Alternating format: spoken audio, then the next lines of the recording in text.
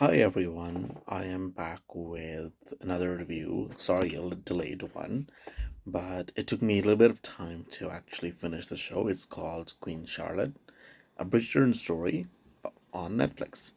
Now, everybody had high expectations of the show because Bridgerton has been really good, it's doing really well, and it's about the Queen who has her own story.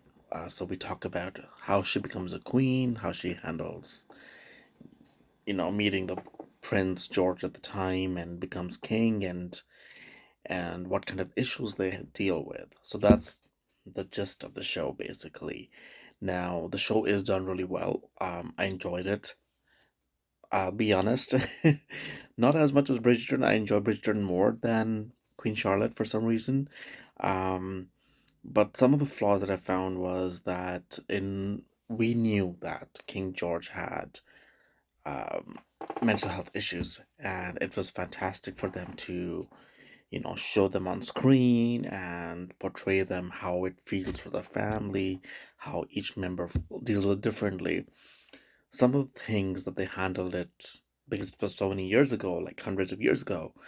We don't know what it meant at the time. So, how the mother reacts, how the doctor reacts, and how they deal with these patients.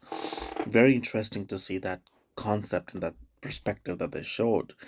Um, and it was very good to see how his mental health is affected and how he goes from bad to worse, which was great.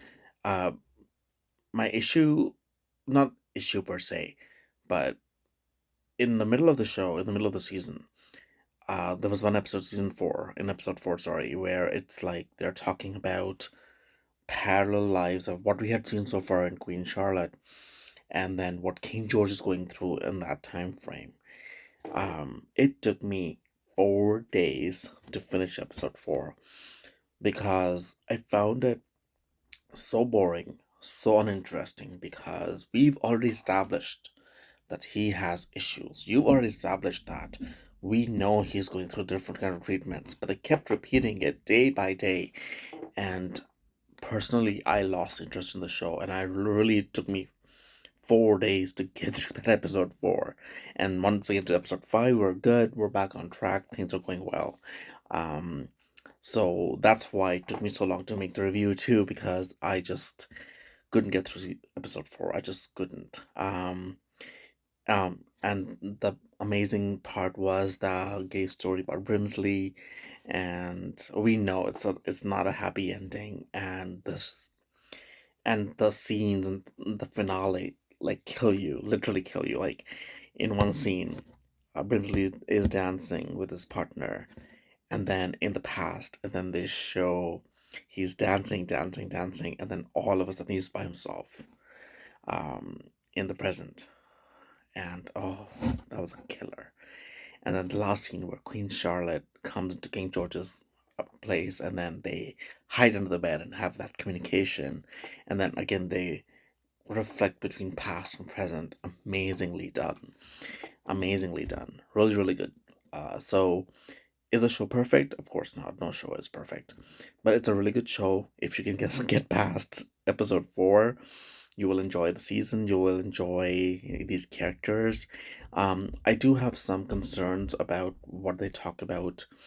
Not that the concept was the issue, but they're talking about hundreds of years ago, and the way they were talking about, for example, the sex issues with the older generation. I think the way they handled that was a little bit on the poor side because I don't think that's how they would act all those hundreds of years ago or talked about all those years ago.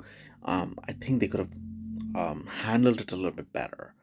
Um, that was the other thing that I had concerns about. But other than that, the show's great. Enjoy it. It's funny, it's sad, you'll laugh, you'll cry. It's a lot of fun. And look forward to Bridgerton season 3.